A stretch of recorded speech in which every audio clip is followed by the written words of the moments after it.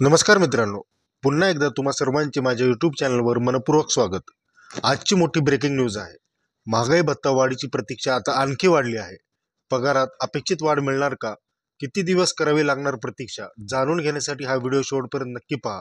तुम्ही अजूनही आमचे यूट्यूब चॅनल सबस्क्राईब केले नसेल तर लगेचच करा आणि समोरील बेल आयकॉन दाबा, जेणेकरून तुम्हाला अशाच महत्त्वाच्या अपडेट्स मिळत राहतील. महागाई भत्ता वाढीचा निर्णय लांबणीवर का? महाराष्ट्र राज्यातील लाखो सरकारी कर्मचाऱ्यांसाठी एक महत्त्वाची बातमी समोर आली आहे. राज्य सरकारने केंद्राच्या धर्तीवर महागाई भत्ता 3% वाढून तो 53% करण्याचा निर्णय घेतला होता. मात्र निधी अभावी हा निर्णय पुढील महिन्यापर्यंत लांबणीवर टाकण्यात आला आहे. निधी कमी आणि प्रतीक्षा जास्त.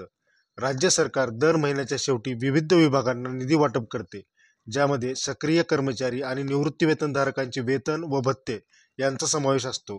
मात्र यावेळी महागाई भत्त्यासाठी कोणतीही तरतूद करण्यात आलेली नाही. त्यामुळे हा निर्णय सध्या स्थितीत प्रलंबित आहे.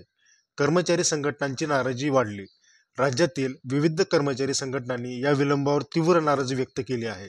महागाई भत्ता हा कर्मचाऱ्यांचा हक्क असल्याचे सांगत संघटनांनी सरकारवर दबाव टाकण्यास सुरुवात केली आहे. आता पुढे काय होणार मित्रांनो?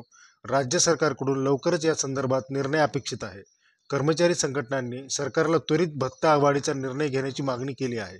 सरकारकडून आर्थिक नियोजन नीट न केल्यास पुढील महिन्यात काही प्रतीक्षा वाढू शकते.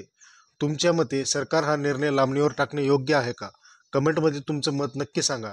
तुम्हाला महागाई भत्त्यासंदर्भात सर्व अपडेट्स मिळवायचे असतील तर चॅनलला सबस्क्राईब करा आणि हा व्हिडिओ आपल्या सर्व मित्रांना शेअर करा. धन्यवाद मित्रांनो. जय महाराष्ट्र.